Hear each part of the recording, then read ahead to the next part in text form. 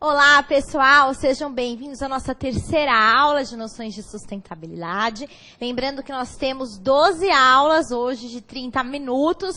Quero que vocês assistam todas, porque eu tenho certeza que assistindo todas as aulas, vocês vão gabaritar todas as questões de noções de sustentabilidade. Combinado? É o que eu garanto para vocês, o que eu garanti para todos os meus alunos até agora, e todos cumpriram, hein? Nem todos, né? Mas a grande maioria, tá bom? Pois bem, pessoal. Então, eu estava falando para vocês da nossa Rio mais 20, lembrando, 92 mais 20 anos, 2012. Nós tivemos, no caso, a preocupação desse diploma Soft Law com a viabilidade, a implementação do desenvolvimento sustentável. Então, o que eu sempre falo para os meus alunos? Vamos pensar da Rio 92 como um queijo. Aquele queijo cura, sabe? Nós temos aquele queijo redondo. Pois bem, então imagine o queijo redondo. Que aqui é o desenvolvimento sustentável. Agora, para a gente transformar esse queijo redondo numa fatia, o que a gente precisa? De uma faca. Tá? Daí, a fatia. Então, o que a gente tem que pensar? Que a Rio mais 20 é a faca. Por quê? Vai transformar o queijo, peça, em fatia, que é o que a gente precisa. Então, aqui nós temos a Rio 92 que fala sobre desenvolvimento sustentável, traz os valores já consagrados pela Declaração de 72 e traz outros também. E como eu falei para vocês, nos trouxe o princípio do desenvolvimento sustentável de forma expressa na Agenda 21. Mas não adianta você só ficar falando e não implementar nada. Então, a Rio mais 20, ela trouxe o conceito de governança do desenvolvimento sustentável, governança ambiental.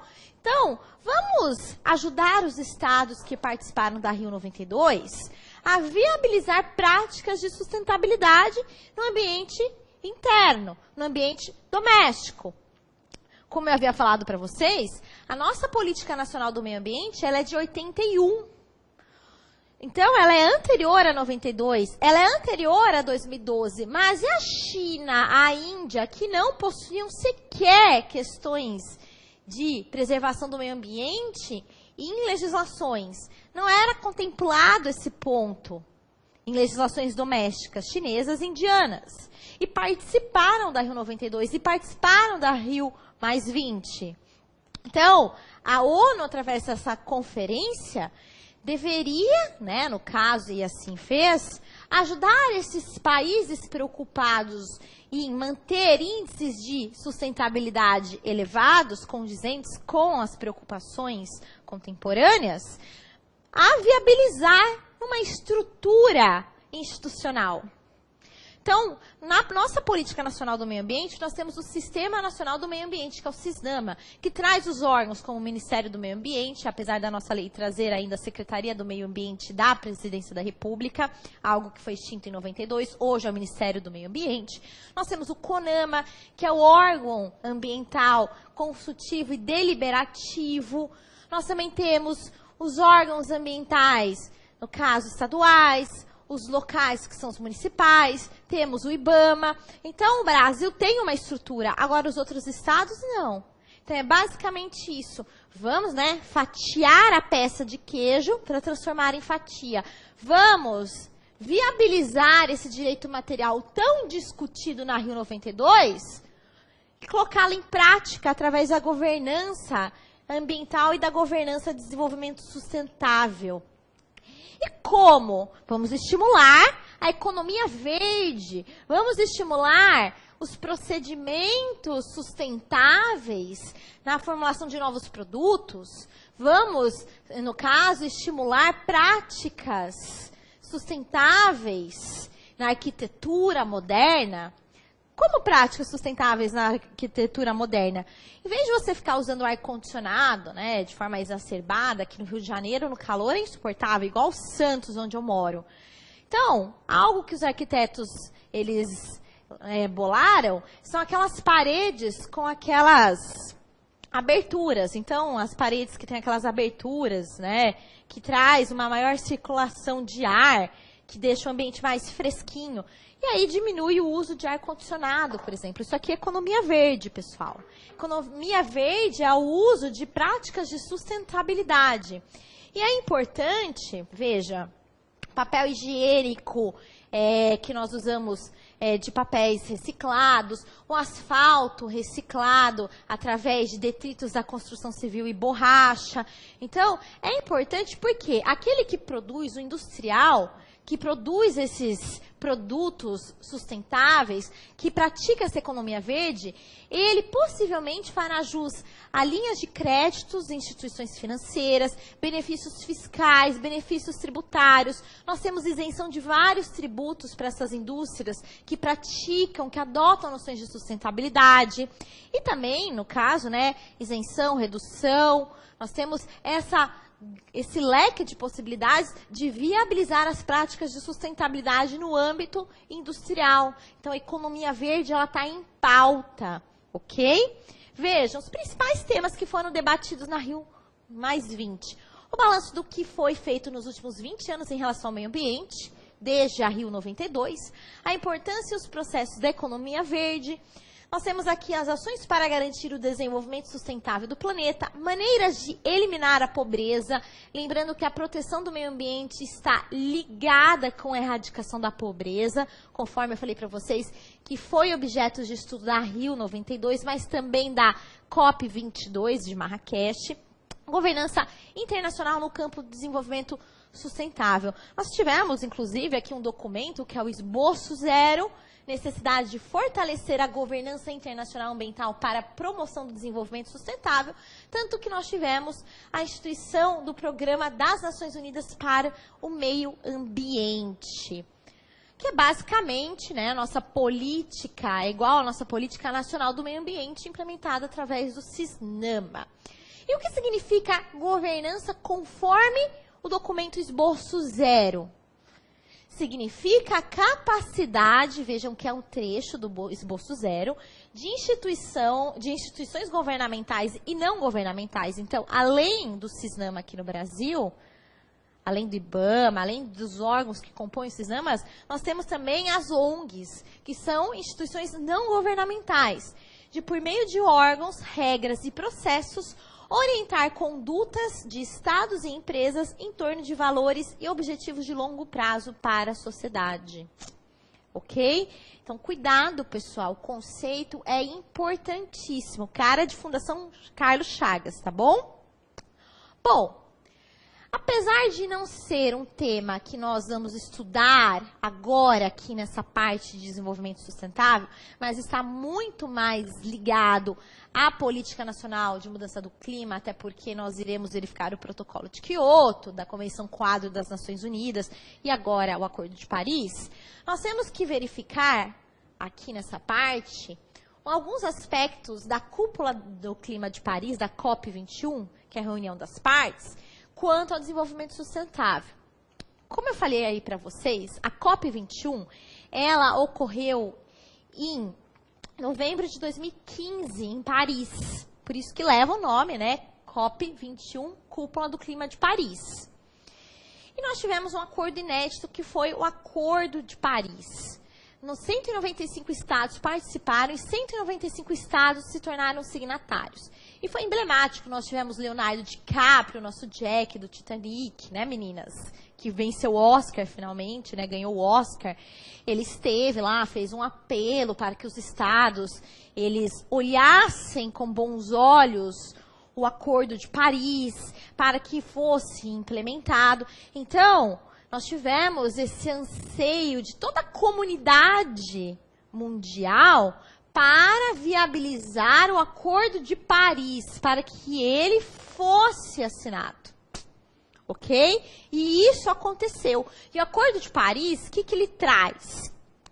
Ele não nos traz uma meta para atingirmos quanto, no caso, corte de emissão de gás de efeito estufa na atmosfera. Não. Mas traz que a elevação da temperatura do globo terrestre deve ficar entre 1,5 graus Celsius, que é o que a gente já está, no caso, observando, nós já temos essa elevação, até 2 graus. Nós não temos, então, uma meta, uma percentagem de redução de emissão de gás de efeito na atmosfera. Tá? Nós vamos estudar isso mais à frente. Só que percebam que nós tivemos uma preocupação com o desenvolvimento sustentável. Ou seja, você pode sim ter indústrias no seu território, mas desde que elas se adequem à preservação do meio ambiente, utilizando medidas mitigadoras. Até porque, se nós fecharmos todas as indústrias que poluem o meio ambiente, nós teremos um índice de desemprego muito mais elevado do que 14 milhões atualmente hoje no Brasil. Então, nós temos essa ponderação que eu falei para vocês, mas sempre adotando critérios de sustentabilidade, tá bom? Então, na aula que eu for falar para vocês sobre, no caso, a Política Nacional de Mudança do Clima, que é a bola da vez nos concursos, principalmente Banca CESP, está cobrando, nós vamos estudar de forma mais detalhada a COP21, vou falar para vocês da COP22 e vamos estudar um pouquinho do Acordo de Paris. Pois bem, vamos fazer uma questãozinha, né, pessoal? Vejam, Fundação Carlos Chagas, a questãozinha que eu falei, TRF da 5ª Região, analista judiciário, área judiciária. Tanto que está para sair o edital esse ano do TRF da 5ª Região. Eu já gravei, inclusive, reta final, né? O que a questão quer saber? O conceito de desenvolvimento sustentável. E eu falei para vocês essa questão, que a assertiva correta é aquela que nos traz os 3 pilares. Então, nós deveremos verificar os 3 pilares, de acordo com a Declaração de Joanesburgo de 2010, cuidado, que são os 3 pilares adotados pela ONU e não pela doutrina do Gunther. Cuidado com essa ponderação, para vocês, verificarem qual que é o conceito de desenvolvimento sustentável. Pois bem, desenvolvimento sustentável envolve iniciativas que concebem o meio ambiente de modo articulado com as questões sociais, tais como saúde, habitação e educação, e que estimulem uma visão acrítica da população acerca das questões ambientais. Primeiramente, nós temos o princípio da informação e nós temos uma derivação que é o princípio democrático. Ou seja, nós temos que ter acesso às informações, tudo que repercute em relação ao meio ambiente e podemos ser consultados. Nós temos a questão da consulta pública na OIT 169 das populações tradicionais, mas nós também temos a questão de audiências públicas no âmbito do licenciamento ambiental quando forem obrigatórias, de acordo com resoluções do CONAMA que dispõe nesse sentido. Então, pessoal, nós não vamos ter uma visão acrítica, mas nós temos que ter uma visão crítica. Nós temos a informação que ela deve ser disponibilizada, nós vamos recebê-la e vamos, de acordo com nossos conceitos, os nossos aprendizados, o nosso discernimento, processar aquela informação e ter uma visão crítica sobre aquilo. Então, isso aqui está errado. E outra questão, aqui nessa assertiva, é que nós não temos os 3 pilares. Só temos aqui questões sociais e em relação ao meio ambiente. Cadê o desenvolvimento econômico? Vocês entenderam como que que nós temos que observar as assertivas para assinalarmos a correta? Essa questão aqui eu vou demorar um pouco mais com vocês para ensiná-los a acertarem, a gabaritarem a questão, tá bom? Então, alternativa por alternativa, eu vou corrigir com vocês. Desenvolvimento sustentável e crescimento econômico são sinônimos. São sinônimos, pessoal? Não, Nós temos os 3 pilares, significando atividades de incentivo ao desenvolvimento do país, seguindo modelos de avanço tecnológico e científico. Também está errado. Desenvolvimento sustentável significa crescimento da economia, demonstrado pelo aumento anual do Produto Nacional Bruto, combinado com melhorias tecnológicas e ganhos sociais relevantes. Cadê a preservação do meio ambiente? D. Desenvolvimento sustentável pode ser alcançado somente através de políticas e diretrizes governamentais de estímulo à redução do crescimento populacional do país, tendo em vista que a dinâmica demográfica exerce forte impacto sobre o meio ambiente em geral e os recursos naturais em particular. E aí? Desenvolvimento sustentável, vamos ver se essa D está certa ou não. Para mim está errada.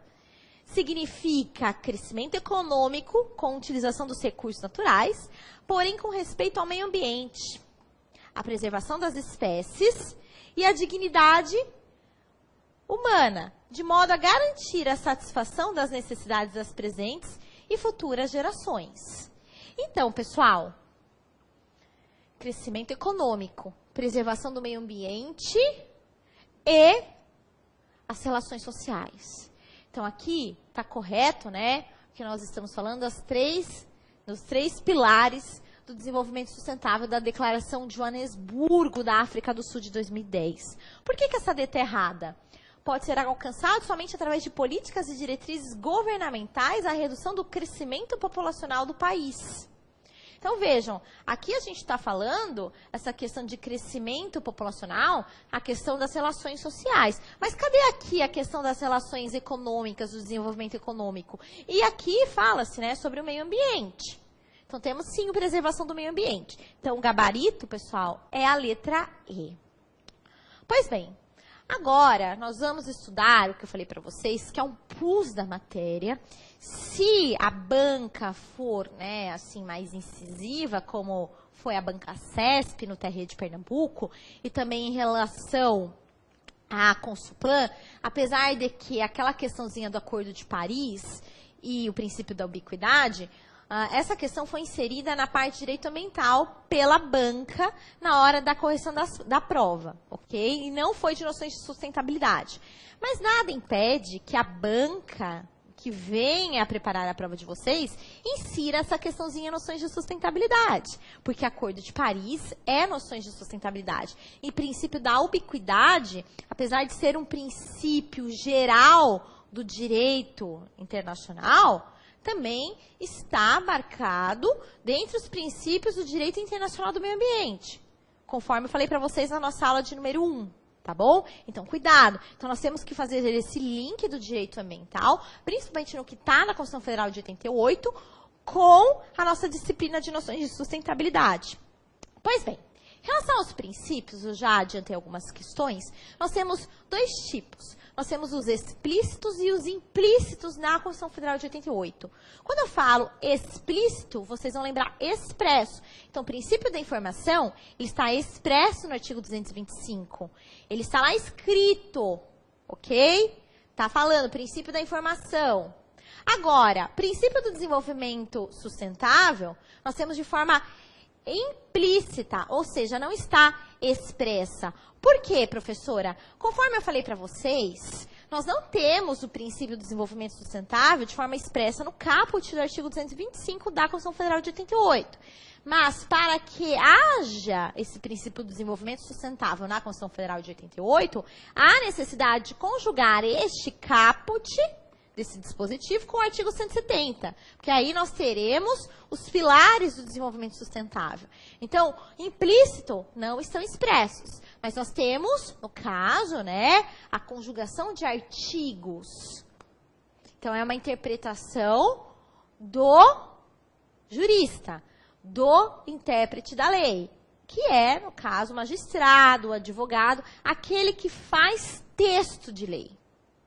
Tá?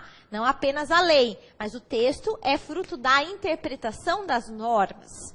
Pois bem, vejam, todos têm direito ao meio ambiente ecologicamente equilibrado, bem de uso comum do povo, essencial à sadia qualidade de vida, impondo-se ao poder público e à coletividade o dever de defendê-lo e preservá-lo para as presentes e futuras gerações. Aqui nós temos dois pilares: desenvolvimento social e preservação do meio ambiente ecologicamente equilibrado. Não tem a ordem econômica, por isso que isso aqui não é desenvolvimento sustentável. Mas nós temos que é o princípio da solidariedade intergeracional e intrageracional.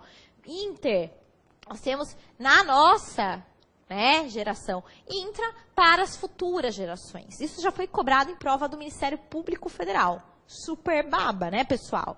Né, concurseira capixaba? Você está prestando atenção aqui, porque eu tenho certeza. Você está assistindo as aulas, a concurseira capixaba, pessoal, ela tem um Instagram super famoso, com mais de 80 mil seguidores. Um dia eu vou chegar aí, que eu estou nos meus 25. E ela sempre posta dicas de aulas, dicas de concurso, e sempre coloca fotos aqui do curso ênfase. É uma querida, né, Cacau? E, né, tenho certeza que depois que você passar na prova de analista, você vai se tornar uma juíza federal. Pulso firme, né? e vai saber tudo de direito ambiental. Por isso que tem que estudar princípios. Então, gente, é um Instagram que eu super recomendo para vocês estarem atualizados, principalmente em relação à rotina dos concursos e dos concurseiros. Um beijo para você, querida. Fiquei muito feliz de você estar aqui com a gente no curso ênfase. Toda a equipe, todos os professores, viu? Pois bem, então, voltando aos princípios. Princípio da prevenção, eu já falei para vocês. Nós temos a certeza científica. Então, se aquele empreendimento ele causa um dano ambiental por causa de emissão de gás de efeito estufa na atmosfera, se é possível utilizar um filtro na chaminé daquela indústria para diminuir essa emissão, não cortar totalmente, porque não há como, né? Vamos ser sinceros. Mas para filtrar e diminuir a emissão de gás de efeito estufa na atmosfera, vamos dar oportunidade para aquele empreendedor. Porque nós precisamos da indústria, porque a indústria ela gera empregos, ela produz, né, tecnologia e ela paga tributos. E nós temos a função social da empresa. A professora Ana Frazão da UNB tem vários artigos e livros nesse sentido. É importante nós sabermos essa parte, né, do direito empresarial. Então, vamos viabilizar a certeza científica, ok? Então, é um princípio implícito na Constituição Federal de 88, e havendo essa certeza científica, se nós tivermos que o EIA-RIMA, os estudos de impactos ambientais e seu respectivo relatório no procedimento de licenciamento ambiental, se forem exigidos esses dois documentos, nós teremos que a equipe multidisciplinar que elaborou o EIA-RIMA, contratada às expensas daquele empresário, daquele empreendedor, mas cujo objeto é para o poder público analisar, é a sociedade numa audiência pública, essa equipe deverá demonstrar, olha, há sim problemas em relação a danos ambientais, que são esses, mas nós podemos utilizar determinadas medidas mitigadoras.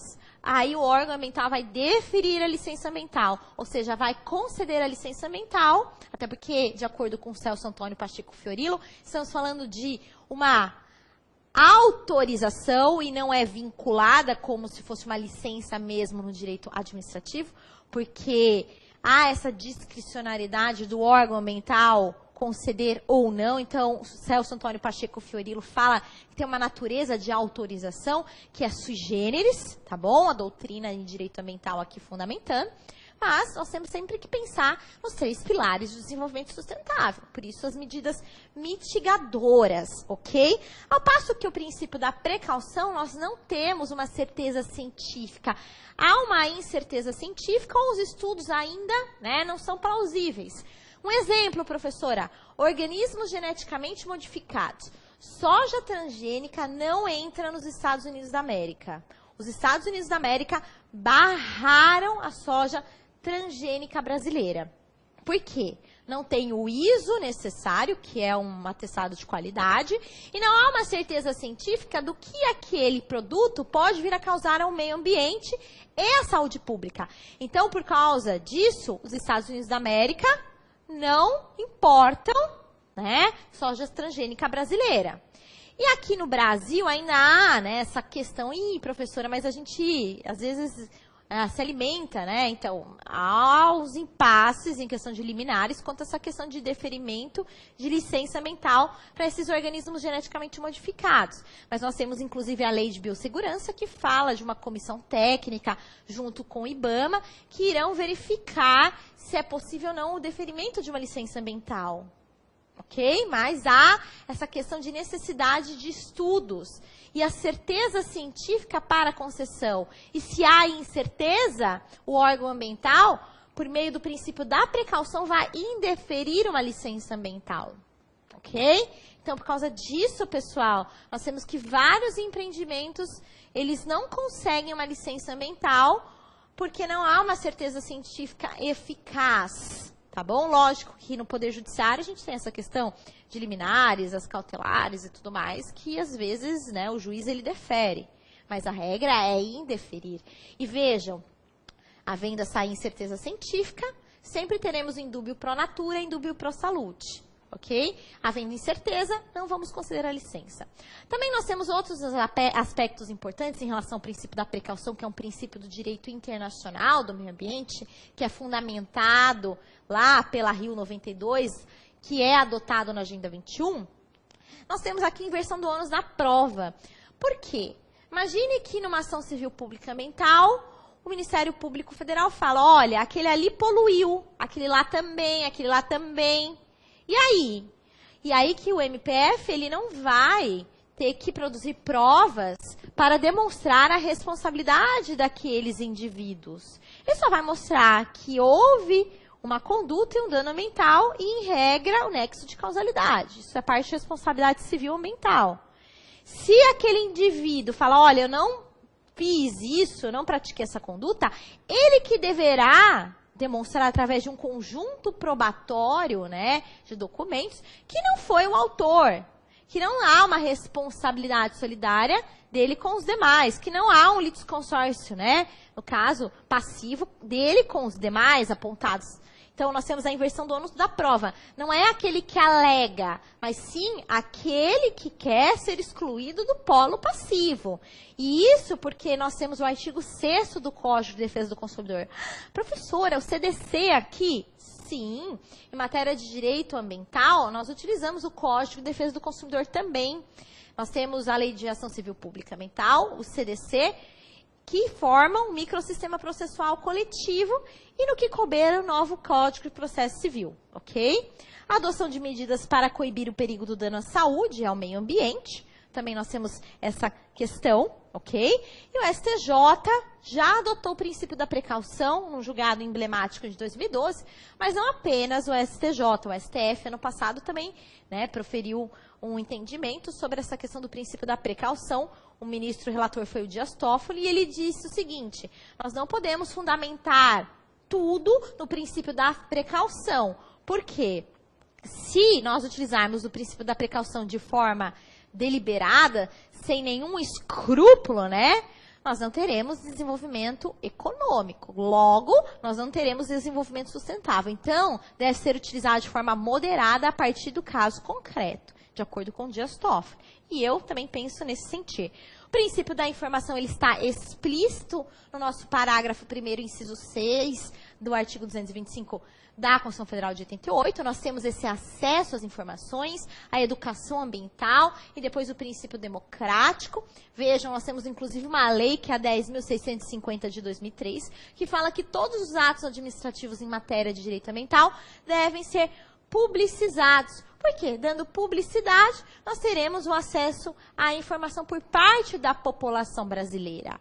Então, um princípio expresso, que é um princípio, inclusive, que é de direito internacional do meio ambiente, conforme a nossa primeira aula. Princípio do desenvolvimento sustentável, já falei para vocês, que foi consagrado pela Agenda 21 como princípio, na Rio 92, mas foi o relatório de Brundtland que nos trouxe como conceito, em 1987. Brundtland, que é o sobrenome da Gro Harlem Brundtland, primeira-ministra norueguesa que presidiu a comissão. E vejam, aqui o conceito novamente, só para vocês não terem que voltar para a aula anterior. Apesar de ele ser um princípio implícito na Constituição Federal de 88, ou seja, ele deriva no caso da interpretação dos artigos 225 caput com o artigo 170, ele é expresso em várias normas infraconstitucionais.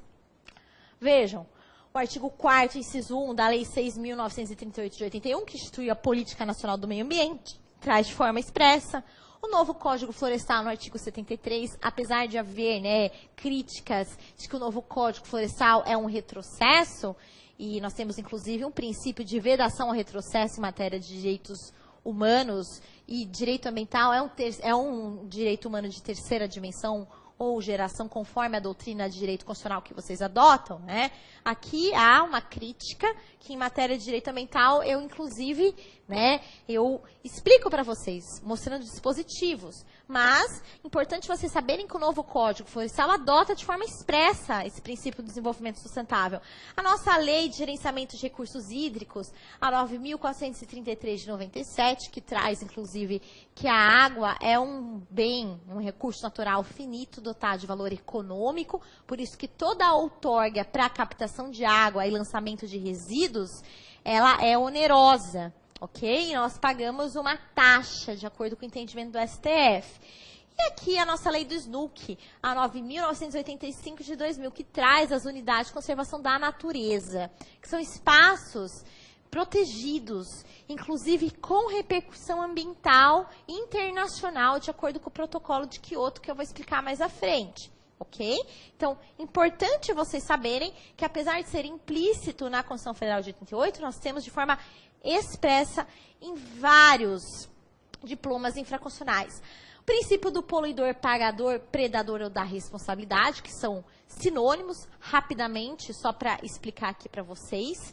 Nós temos que aquele que polui o meio ambiente, ele deverá ressarcir, trazendo aquele meio ambiente que foi lesado para o seu status quo antes. Então, vejam, imagine que aquele meio ambiente, né, ali a água jurisdicional de 12 milhas marítimas do mar territorial, está de um determinado modo. Aí, um navio petroleiro afunda e vaza aquela quantidade exorbitante de hidrocarbonetos, prejudicando o meio ambiente, prejudicando a fauna e a flora marinha e nós, né, os banhistas e toda uma cadeia alimentar. Pois bem, então aquele que poluiu, ele deve ser condenado a ressarcir aquele meio ambiente, através de obrigação de fazer, cumulada com a valores pecuniários, ok? Então há essa possibilidade. Inclusive nós temos a questão do dano moral coletivo, o dano moral social. O professor Tartucci, de Direito Civil, tem uma parte do livro dele de Direito Civil maravilhosa sobre essa questão de danos, dano moral coletivo e dano social, que eu recomendo, inclusive, para vocês, não apenas para direito ambiental, mas para direito civil e outras questões também que utilizam responsabilidade civil, ok? Então, aqui, aquele que polui, ele é obrigado a reparar o dano ambiental que aquela sua conduta repercutiu. Vejam, nós temos aqui da Política Nacional do Meio Ambiente, de 81, artigo 14, parágrafo 1º, que nos traz: é o poluidor obrigado, independentemente da existência de culpa. Por essa parte do parágrafo 1º, nós já temos a informação de que a responsabilidade civil ambiental sempre será objetiva. Ou seja, conforme eu havia falado na questão da inversão do ônus da prova, do princípio da precaução, nós temos que aquele que polui, nós não iremos verificar se ele atuou com dolo ou com culpa na sua conduta ensejando dano ambiental. Ah, foi sem querer, foi não sei o quê, foi força maior, né? Caso fortuito, força maior, culpa exclusiva da vítima. Não há nem a questão das excludentes da responsabilidade, porque nós adotamos, inclusive, a teoria do risco integral, que não comporta essas excludentes. Então, sempre a responsabilidade será objetiva, independentemente de culpa ou dolo. Se você praticou aquela conduta, meu bem, e prejudicou o meio ambiente causando um dano ambiental, você vai ser obrigado a restaurar aquele meio ambiente ao seu status quo antes, ok? Então é importante vocês verificarem que há este princípio numa legislação infraconstitucional e também é previsto na RIO 92, diferentemente do princípio do usuário pagador. Conforme eu falei para vocês, a nossa lei de gerenciamento de recursos hídricos, ela nos traz que a água é um recurso natural dotado de valor econômico, apesar de ser finito. Então, nós temos que pagar uma outorga, né, sempre onerosa, outorga com prazo máximo de 35 anos, e para a captação de água, lançamento de resíduos, mas também nós pagamos uma taxa a título de utilização da água. Eu pago um valor também pela água, né, que está aqui no copinho. Por quê? Isso é para estimular aquele que utiliza de um recurso natural finito a utilizá-lo de forma consciente. Então, não há uma poluição. Quando eu bebo água, eu não estou poluindo, mas eu estou pagando um valor para sempre ser lembrada de que deve ser utilizado de forma consciente aquele recurso natural. Diferentemente do princípio do predador, da responsabilidade, né, que eu falei para vocês. Ok? Então, cuidado com isso, pessoal. Há essa diferença. Inclusive, nós temos essa questão da responsabilidade, do princípio da responsabilidade do poluidor-pagador, de forma expressa no artigo 6º da nossa lei que institui a Política Nacional de Resíduos Sólidos. Nós vamos verificar mais à frente, inclusive, viabilizando o instrumento da logística reversa. Então, na próxima aula, nós vamos continuar estudando os princípios da Constituição Federal de 88, os princípios ambientais. Vamos fazer questõezinhas e vamos em frente, porque temos muita matéria para ver de noções de sustentabilidade ainda. Até mais!